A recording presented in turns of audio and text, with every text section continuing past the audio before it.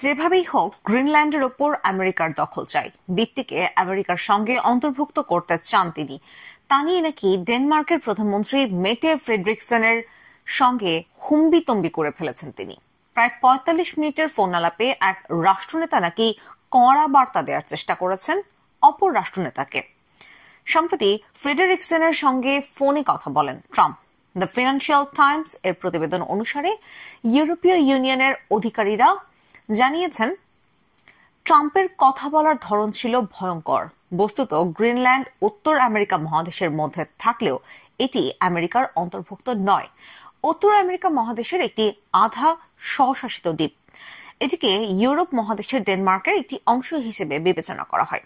President হওয়ার আগে থেকেই ট্রাম্প জানিয়ে আসছেন তিনি গ্রিনল্যান্ডকে আমেরিকার অন্তর্ভুক্ত করতে চান।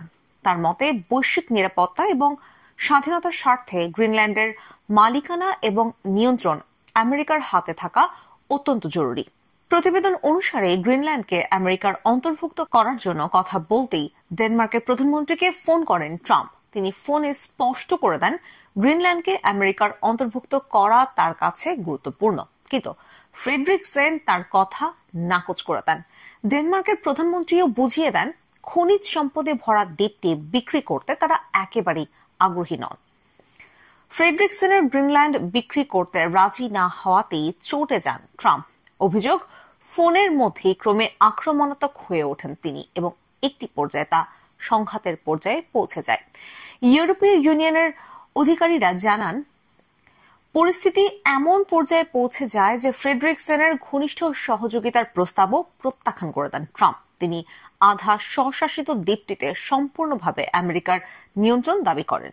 নাম প্রকাশে অনিচ্ছুক এক আধিকারিক দ্য ফিনান্সিয়াল টাইমসকে বলেন, কাঠিন্য ছিল, সেগুলি যেন হিমশীতল ধারার মতো ছিল। যদিও ডেনমার্কের প্রধানমন্ত্রী ফ্রেডরিকসেনের দফতর থেকে ট্রাম্পের সঙ্গে ফোনালাপ প্রসঙ্গে ইউরোপীয় ইউনিয়নের আধিকারিকদের ব্যাখ্যা উড়িয়ে দেওয়া হয়েছে। একাংশের মতেই ইউরোপীয় ইউনিয়নের দেশগুলির সঙ্গে আমেরিকার কূটনৈতিক সমীকরণের কথা বিবেচনা করে এই ব্যাখ্যা মানতে অস্বীকার করছে ডেনমার্ক।